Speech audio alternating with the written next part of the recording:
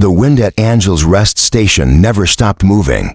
It whispered low through brittle grass, stirred dust from the gravel path, and sent forgotten papers dancing like loose prayers. The sky hung flat and colorless above it all, stretched thin, over land that no longer promised much, just one bench, one crooked rail, and a leaning water tower that seemed to have long since given up. And on that bench, barefoot and small, sat a girl, knees drawn tight to her chest, a pair of women's boots tied together and slung over her shoulder. She didn't cry. She had shed her tears already in the cramped train washroom beside a hand that had grown cold mile by mile. Tears were for rooms with doors and warmth, for people with stoves and clean linens, not for the sun-bleached emptiness. This cracked and tired land where even the sun seemed to be giving up. No one had asked her name. The conductor had helped her down with a stiff hand and told her simply, "Wait here, someone will come." Then he'd stepped back on board without explaining where that someone might be coming from, or how they would even know she was the one waiting. Her dress no longer fit right. It rode high above her knees, the edges frayed. One pocket sagged from a hole through which peeked the ear of a cloth rabbit. Long since stripped of a face, she turned it in her fingers again and again, the way one might worry a stone dot in our past. Maybe two. A cart clattered by and didn't stop. Men came and went, glancing at her the way folks glance at half-wild dogs, pitying. But unsure if it's safe to come closer, she watched them without blinking. Dust settled into the folds of her dress and into the corners of her eyes. She blinked once, then turned her stare down the tracks, as if she could will the past to turn back and bring her mother upright again. A dog sniffed at her heels, then wandered off. Still, she sat. When the sheriff arrived, squinting at her like she was some riddle he'd rather not solve, he asked, "Where's your folks, girl?" She answered softly, "My mama died today." He rubbed the back of his neck. "Well, you can't stay here." She just looked at him. He shifted his boots, cleared his throat, muttered something about the preacher's wife, maybe knowing what to do. "I'll check in after supper," he said. "See if anyone's claimed you." He didn't ask her name either. Afternoon slipped quietly into evening. The wind cooled, but didn't stop. A single horse approached, slow and heavy, its hooves thudding softly against dry earth. Its rider dismounted not far from her. He was tall. His coat faded, wide-brimmed hat pulled low. A crate of nails sat under one arm. She watched him warily, the way stray dogs watch people ready to bolt, but still hoping. He didn't look at her right away. He tied his horse, checked the saddle strap, lifted the crate into the wagon hitched nearby. Only then did he glance toward the bench. She stared straight at him. Something in her stare made him pause. He reached into his coat and pulled out a wrapped sandwich, still mostly whole. Without a word, he crossed the short distance and held it out. She didn't move. "It's turkey," he said, voice low and rough, like gravel under boot, but not unkind. She took it in both hands. He turned and returned to his wagon without waiting. For thanks, she unwrapped the sandwich slowly, carefully, as though rushing might make it vanish. The first bite was too big. She chewed and chewed, her eyes fixed on him the whole time. He loaded another small parcel, adjusted a length of rope, climbed up onto the wagon bench. His hands were large, weathered, but moved with surprising care. He looked at her again, uncertain. Then she said it. "Can I spend a day with you?" There was no tremble in her voice, no pleading, just a plain question, dropped like a stone into still water. He didn't speak for a long time. He looked up at the colorless sky, then back down at her. Finally, he gave a single nod. She stood, without hesitation, walking toward him with her cloth rabbit dangling from one hand, her boots thumping softly against her back. He didn't offer her a hand up. She climbed the wheel herself and settled beside him. "What's your name?" he asked as the wagon creaked forward. "Heedy May." He nodded again. "Ransom halt." They didn't speak again for miles. The land stretched out around them, dry, wide, endless. Sparse cottonwoods leaned away from the sun, their shadows thin as whispers. The wind tugged strands of her hair loose and set them dancing. She let it. He kept his eyes on the road, though every so often he glanced sideways, just to be sure she was still there. At his ranch, the gate dragged through the dust as he opened it. The place wasn't much, a barn, a chicken coop, A house of sun-bleached wood that looked built with more hope than lumber. The clothesline snapped in the breeze, though it held nothing. The porch steps creaked beneath them. He helped her down this time. An old mutt came running, limping, one ear bent wrong. When she knelt and touched its head, it wagged once and lay down beside her like it had known her all along. Inside, the house was plain but clean. One chair by the fireplace, a kettle hanging from a hook, a table with 2 chairs. Though one was stacked with books, she didn't seem surprised by the sparseness. He poured milk into a tin cup and set it before her. She stared at it for a long time. He sat across from her in silence. "Where's your wife?" she asked. He blinked once. "Didn't work out." She nodded, like that made sense. She sipped the milk. That night, Ransom laid a spare blanket on the couch, then paused. "There's a bed upstairs, if you'd rather." "I'll stay with the dog," she said. He nodded. He set a lantern near her feet, then climbed the stairs and closed the door, though not all the way. She curled up on the rug beside the dog, her boots tucked under her head like a pillow. He didn't sleep. He sat in the upstairs room, staring out the window. The land outside was so still it made a man's thoughts echo. In the distance, a coyote cried out. He closed his eyes and remembered the sound of a woman crying in a bed that never held children. Remembered how quiet the house had become since then. How easy it was to forget what small sounds could mean. Footsteps, breath, the clink of a cup. You listen now. Downstairs, a child was breathing. In the morning, he found her in the barn, feeding the chickens. "You know how to do that?" he asked. She shrugged. "I watched. You don't need to work. You're just visiting. I like feeding things." That afternoon, he rode into town to buy sugar and flour. She rode beside him. Again quiet, eyes tracking the wind. At the general store, people noticed. "That yours?" asked the shopkeeper's wife, a sharp-eyed woman named Mrs. Patch.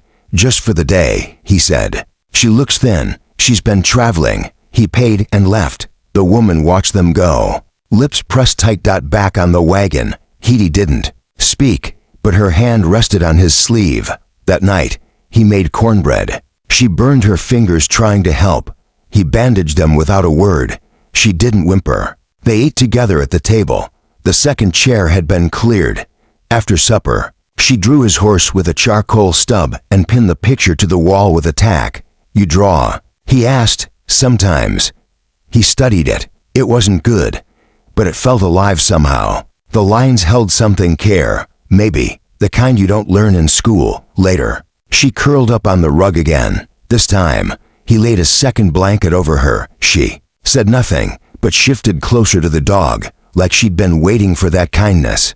He sat in the chair until the fire burned low. In the stillness, he said aloud, "I'll take you back tomorrow. They'll know what to do." She didn't answer, but he swore the dog looked at him like it disagreed. The next morning, he was loading the wagon when the sheriff rode up. "Morning." "Halt," said Wexler, tying his horse to the fence. "Morning." "That the girl from the station?" Ransom nodded. "You keeping her?" Ransom didn't respond.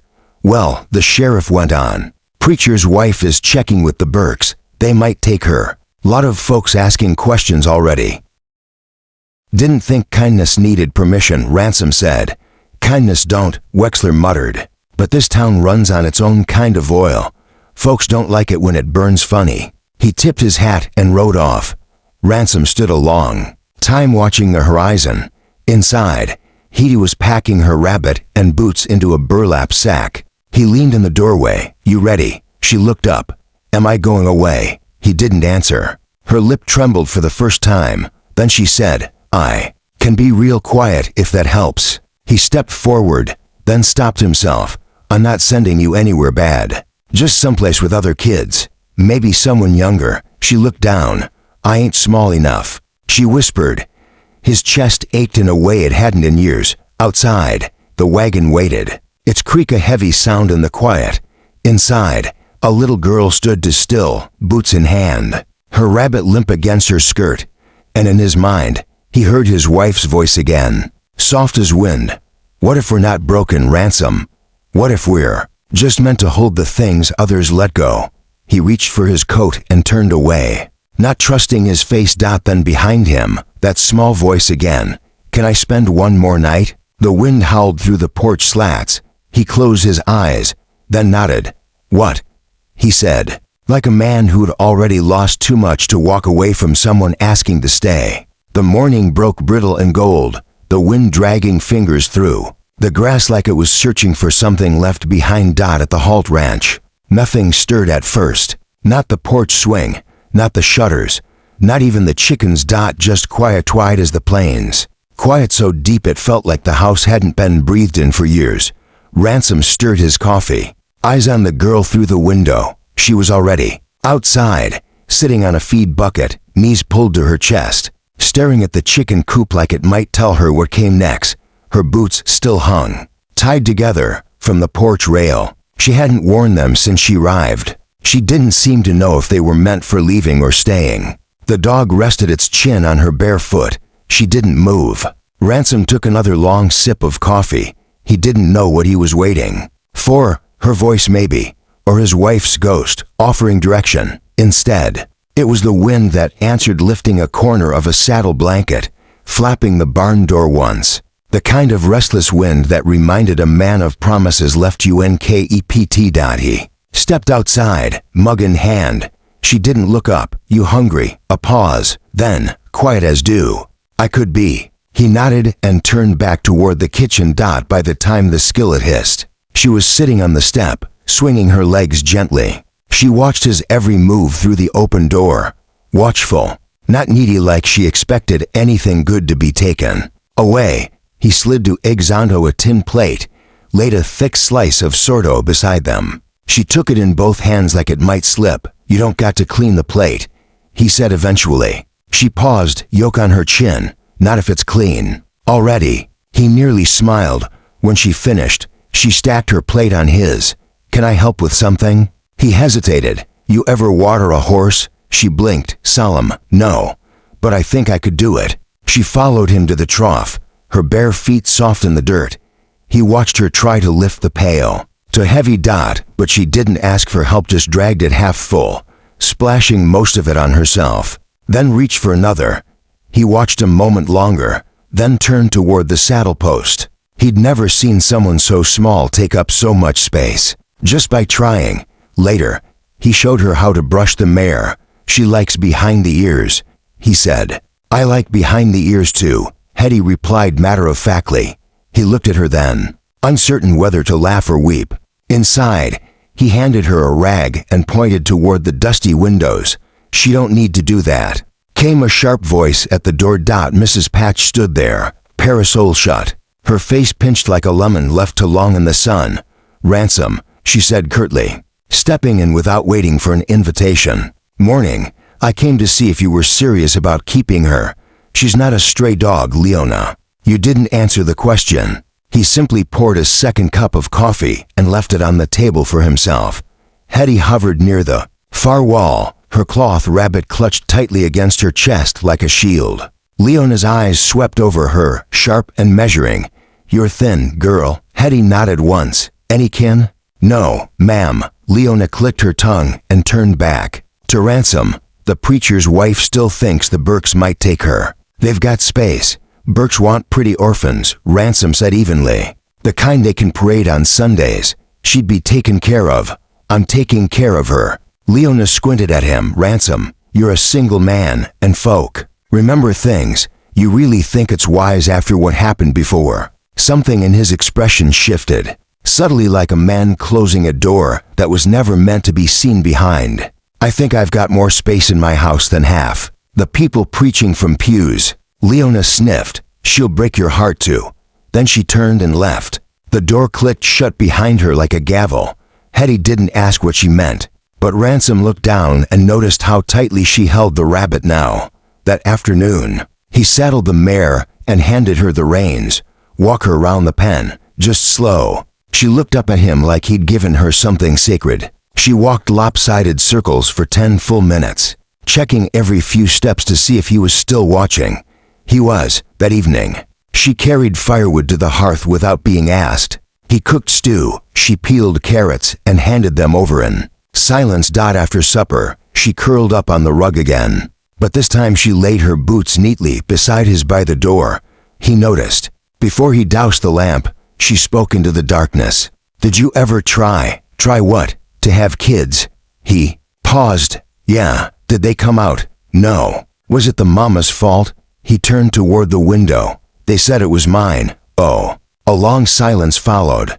Then, soft as breath, she said, my mama said I was loud and stubborn. But worth it. He swallowed hard. You're quiet now, she added. Double quotes. Yes, I am. You still worth it. He didn't answer. The fire crackled slow and tired. He left it burning longer than usual. The next morning, she was already outside, feeding the chickens. One pecked her hand. She yelped, but laughed too.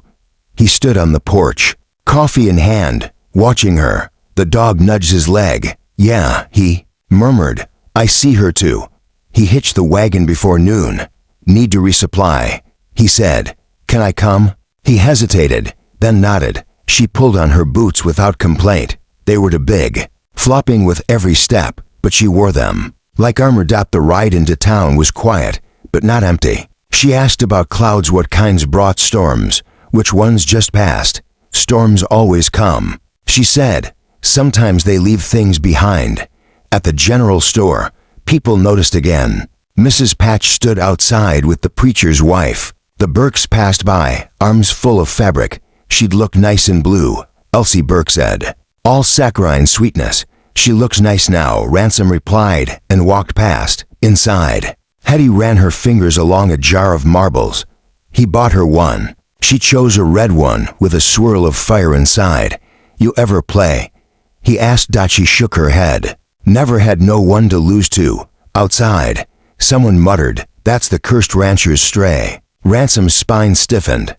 Hetty just kept walking. At the wagon, she said, they don't know you. He stared at her. They think they do, she added. But they don't. He helped her up without a word. Back at the ranch, she set the marble on the window sill where the sun hit it. It's mine, she said, but I want to see it shine. That night, she fell asleep with the dog again, Rabbit in her arms. Ransom stayed downstairs longer than usual. The fire popped. The clock ticked. Her boots remained beside his. In the quiet, he whispered, you're worth it, too. He didn't realize she'd heard until she murmured, barely awake, I know. The next morning, the sheriff returned, stayed on his horse. She's got 2 days, he said. Burke signed. You don't have to make this harder. Ransom didn't reply. She ain't yours, Ransom. Ransom looked toward the house, then at the small boot prints in the dirt. He didn't look back at the sheriff. She didn't ask to be. Inside, the girl crouched behind the curtain. She'd heard everything. Her marble rolled from the sill, across the floor like a truth that couldn't be stopped. Rumors came fast as summer rain after a dry spell. By mid-morning, the general store buzzed with them. Women packed flour into brown paper bags, hands moving automatically while their mouths spun fresher tales than the bread they'd come for. Words like inappropriate, unnatural, and not right hung in the air like flies, buzzing just loud enough for the right ears. Ransom Holt's name drifted from tongue to tongue, thick as wood smoke that wouldn't lift. They said he'd gone soft, that loneliness had warped him, that taking in a girl with no kin, no papers, no promise of adoption was asking for trouble, not because of what he'd done, but because of what he might. Men who'd lost things were unpredictable, they said, especially men like Ransom, good with his hands, bad with his luck. When he rode into town for a horseshoe order, gossip peeled back like curtains. Eyes darted toward Hetty, sitting quiet beside him. Her hands folded in her lap, one holding her red marble, the other her rabbit. He said nothing, but she felt it. Every glance, every whisper, every inch of space where they didn't belong. After they left, Mrs. Patch set down her yardstick and said, to no one in particular, you ruin your name for one girl and you'll never get it back. On the ride home, she asked in a hushed voice, what's it mean to ruin your name? Ransom didn't answer at once, just shifted the reins and stared ahead like the answer might rise from the dust. Means folks stop saying it kindly. She was quiet for a while. Then, they already don't say mine kindly. The cart hit a rut. Neither of them flinched. Back at the ranch, he handed her a tin bucket. Pick what's ripe, not green. You'll taste the difference. She worked, until her fingers were stained purple. He pretended to tack horseshoes, but never stopped watching her. Not when the wind tugged her dress. Not when the dog curled beside her like a second shadow. That evening, she set the berries on the table. With quiet pride, he ruffled her hair. She leaned into it without asking. After supper, she asked to draw again. He gave her the last sheet of butcher paper. She took her time, her lines slow, intentional. He didn't look until she handed it over, a sketch of the porch, 2 pairs of boots, his and hers side by side. He stared at it a long time. "I'll find a nail for that," she smiled. Not wide, not with teeth, just enough. Later, while she slept, he stayed up fixing a drawer that had stuck since winter, not because it needed it, but because the silence in the house now felt too loud. When he finally went to bed, he found a note on his pillow. 1 sentence in blocky letters: "I like your quiet." He folded it in half and didn't sleep. The next day, he went to town alone. She stayed with the dog, feeding it scraps and reading from an old mail-order catalog, just naming things she'd never touched. "Velvet," she whispered. "Petticoat comb with pearls." Ransom walked straight to the preacher's door, asked, "For 10 minutes, got 5. She doesn't belong with the Burkes," he said. "Ransom." The preacher sighed. "No one's saying you're not a good man, but people have long memories. You think you're helping her, but you're putting a target on both your backs. She needs somewhere to land. I'm not a danger. No one says you are. They don't have to." The preacher sighed again. "It's not about truth. It's about what people choose to believe, and they're choosing the wrong story." Ransom nodded, a kind of nod men give when walking toward a fire they know they can't put out. He left without asking permission. That night, he hammered a nail into the wall and hung the drawing. When Hetty saw it, her mouth opened slightly, then closed. She walked up, touched the edge, leaned her forehead against his arm for just a breath. "You're not gonna let them take me, right?" He didn't answer, but she stayed near him all evening. At bedtime, she asked, "Did you ever get picked, like, by anyone?" He hesitated. "No, not even when you were little. No one wanted the quiet boy." He said, "I want him," she said, then curled up with her rabbit and fell asleep like that. By morning, he knew. He cleared the back room once, storage for broken things and old dreams, opened the window, let in light that hadn't touched the floor in years, swept, fixed the latch, mended the curtain, hung the drawing above the headboard he pieced together. It didn't look like much, but it looked like hers. After lunch, she saw it. Just stood there. "This for me, it's a room," he said. "I never had one." He scratched the back of his neck. "Well, it's small." She didn't move, then stepped forward and touched the quilt. "You folded it real good." He nodded, and when she threw her arms around him, he froze, just for a second, then bent and hugged her back. Not tight, but enough. In town that day, someone nailed a notice to the church door, "Town Council to review custodial concerns regarding orphan minor." For days hence. Mrs. Patch passed it with a hum. The preacher removed his hat. The sheriff spat in the dust. Should have stayed quiet, whole, when the letter reached Ransom's hands. Hetty was tracing her marble along the porch railing. He read it, folded it, said nothing. But the storm was in his silence. That night, he sat at the table sharpening his knife, not because it needed it, because his hands did. "If I'm not good, they'll take me, won't they?" she whispered. He didn't. "Look up, you don't have to say it. I know how this works. People leave." His gaze snapped to her. "You didn't do nothing wrong. They always say that first." He rose slowly, crouched before her. "You're not going anywhere, unless you want to." She blinked, hard, nodded like it hurt. Later, he found her asleep outside her room, on the floor, as if afraid it might disappear if she truly claimed it. He carried her in, tucked the quilt under her chin, then stood there a while. He didn't cry, but something inside cracked, quiet and deep like a frozen fence post finally giving under spring thaw. By sunrise, he knew what he had to do. He hitched the wagon. "We're going somewhere." "Where?" "Somewhere to show them who you are." She didn't ask again, just climbed up beside him. They rode into town slow, dust curling behind them like a snake's tail. He stopped at the schoolhouse. Classes hadn't started. just Miss Carl sweeping the steps. He said, "Can we come in?" She looked confused but gave a small nod. Inside, Hetty sat at a desk for the very first time. She picked up a pencil like it might bite her. He turned to Miss Carl and asked for a piece of paper. Her eyes narrowed. As she handed it to him, he passed it gently to Hetty. "Write your name." She looked frightened. "You can do it," he said, voice steady. She slowly wrote Hedm, then hesitated. "May," he said softly. She finished it. He nodded, satisfied, and turned to Miss Carl. "She's not a stray," he said. "She's a person." Miss Carl swallowed hard. "I see that," she replied quietly. Outside, someone had seen them. The sheriff, Mrs. Patch, to other town. Folks. By nightfall, gossip churned like always, but something else had shifted. When they got home, Hetty carefully hung her paper beside her drawing. Then she looked up at him and asked, "Do I have a last name yet?" He paused. "Not yet." She nodded, like she understood. But her eyes, they hoped. That night, he sat outside alone. His hands were clenched tight. He hadn't meant for it to go this far.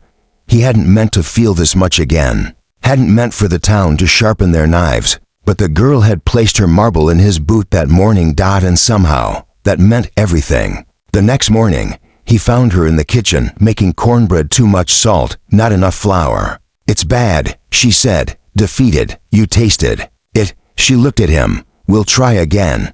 Her eyes lit with a spark. He nodded. She smiled. But outside, a wagon was already making its way down the road. The Burkes, early, ready. She saw them through the window and quietly whispered to herself, "I can be yours. I don't have to be hers."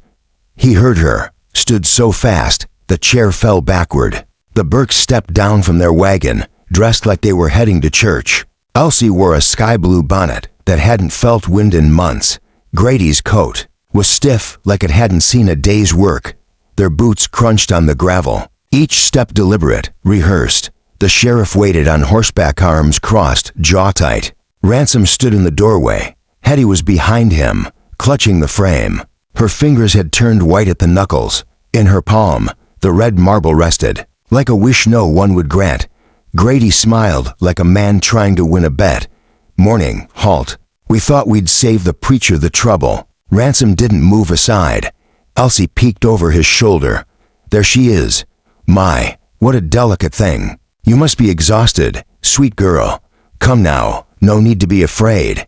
Hetty said nothing, her chin tucked low. "She's not going with you," Ransom said. His voice was calm, but iron. Line. The sheriff cleared his throat. "You don't have guardianship. That council notice is valid. The Burkes were approved yesterday." Elsie nodded quickly. "We've already prepared her a room, a real room. Curtains and all. She has a room," Ransom replied. "And a name. She's not for display." Elsie's smile thinned. "We're offering her stability. This isn't about pride." Grady added, "You're a good man, Ransom. But even a good man knows when to let go." Ransom looked down at Hetty. She was still holding the marble, but her eyes were fixed on the floor, not on them, not even on him, as if she already knew the ending, as if she'd lived it before. He stepped back, not away from her but toward her, placing a light hand on her shoulder. "You want to go with them?" he asked. She shook her head once. "Say it out loud," he said gently. Her voice trembled. "I want to stay." The silence that followed wasn't peaceful. It was sharp and brittle, full of judgment hanging in the air. Elsie adjusted her gloves. "She doesn't understand what's best for her." "I do," Ransom said. "And so, does she?" The sheriff shifted in his saddle. "If this goes to vote, halt, it'll get messy. Maybe ugly." "I've stood in ugly," Ransom said. "This ain't it." Elsie tried again. "She could be part of a real family." "She is," he interrupted. "She just chose it."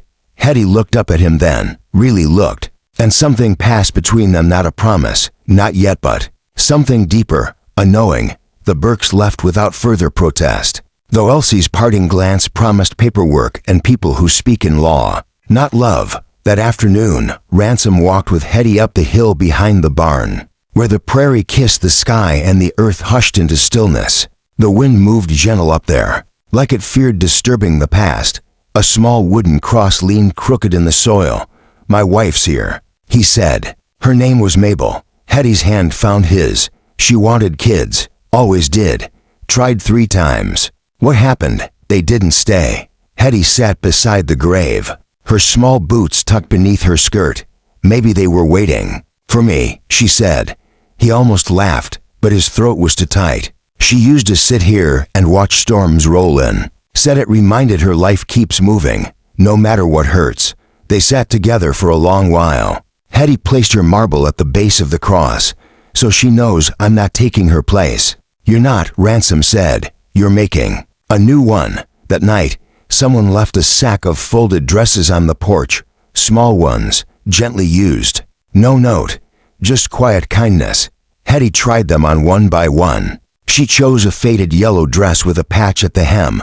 It looks like mourning. She said that the next day, she braided her hair with a piece of blue ribbon she found in a drawer. Ransom hadn't seen it before. She met him at the table, boots laced, smile soft, but sure. Can we build something? Like what? A shelf, for the drawings. He nodded. After town chores. The gossip softened. Some still whispered scandal. Others called it stubbornness. But a few those who'd lost something too began to understand. The preacher's wife sent a book of bedtime prayers. The general store owner gave Hetty a tin of peppermint candy. Even the sheriff tipped his hat. When he passed at supper, Hetty put down her spoon. Looked across the table. If I had a middle name, what would it be? He thought for a long while, then said, Hope.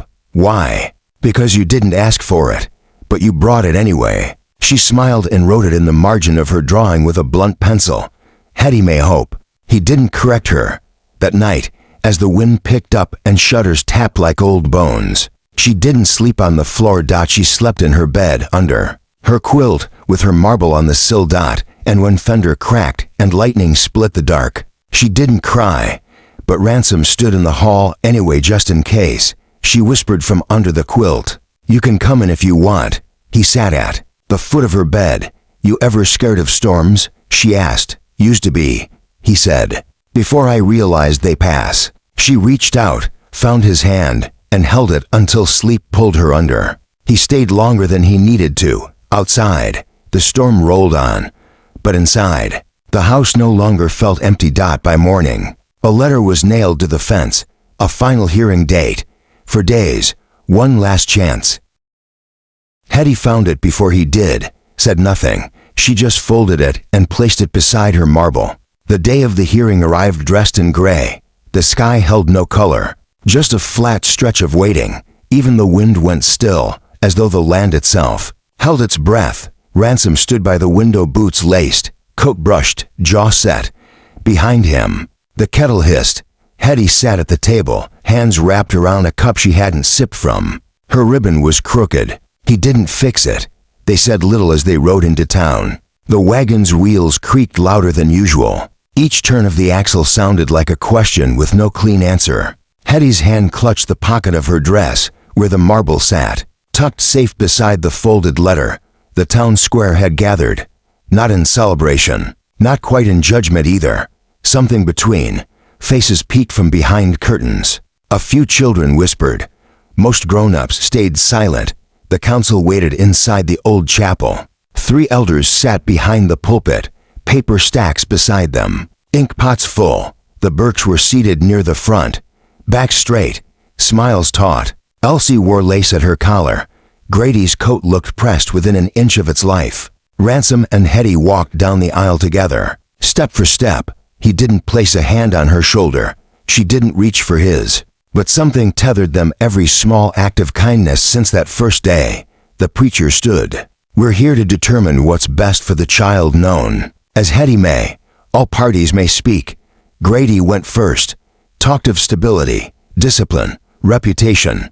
He said the word appropriate 6 times. Elsie said she'd already sewn a quilt.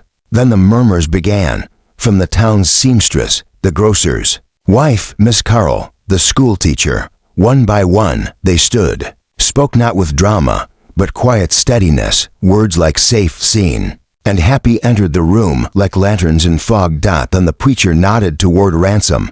He rose. She's not just a child I took in, he said. She's a girl who arrived with grief in her eyes, and still gave kindness to my dog, my land, my quiet. He paused. Let the silence hold his next words. She didn't ask to stay. She asked to spend a day. And in that day, she became the one thing this place never gave me: belonging. He looked down at Hetty. She looked right back, chin lifted. I don't care what name is on the form. She's already family. The preacher turned to the girl. Do you want to speak, Hetty? She stood. Her boots made no sound. She pulled out the folded letter and held it up. I read this every night, she said. The preacher tilted his head. It says I have to leave. Her voice trembled, then steadied. But nobody asked what I want. She turned to the Burkes. I know you have a nice house, but I'm not a hole to be filled. I'm not a picture to fix your wall. Her eyes found Ransom. He lets me talk without rushing. He makes the fire warm before I wake up. He hung my drawing with a nail, not just a smile. The preacher frowned gently. Do you know what adoption means? She nodded. It means I stay. He leaned back, looked at the council. Paper shuffled, pen scratched. Silence, a breath, held tight, then released. Hetty may halt, the preacher said, voice soft. You can stay, Elsie gasped. Grady stood. Too fast. But no one moved to stop them as they left. Ransom knelt beside Hetty. She didn't smile. Not yet. She just pressed her head against his shoulder, needing to feel the earth still held her weight. The townsfolk began to file out, murmuring the way people do when something true has been said. Out loud, outside, the wind returned, lifting dust and light in the same breath. Ransom helped her onto the wagon seat. She leaned against him. Halfway home, she said, you didn't cry. He smirked. Didn't want to embarrass you. She looked up. Can I change my name? To what? Hetty may halt, she whispered. Just that. Just that. When they reached the ranch, she jumped down without waiting. The dog barked once and ran to her. She ran toward the porch, toward the room that waited, toward the shelf they'd still build. Ransom stayed at the gate a moment longer, watching her.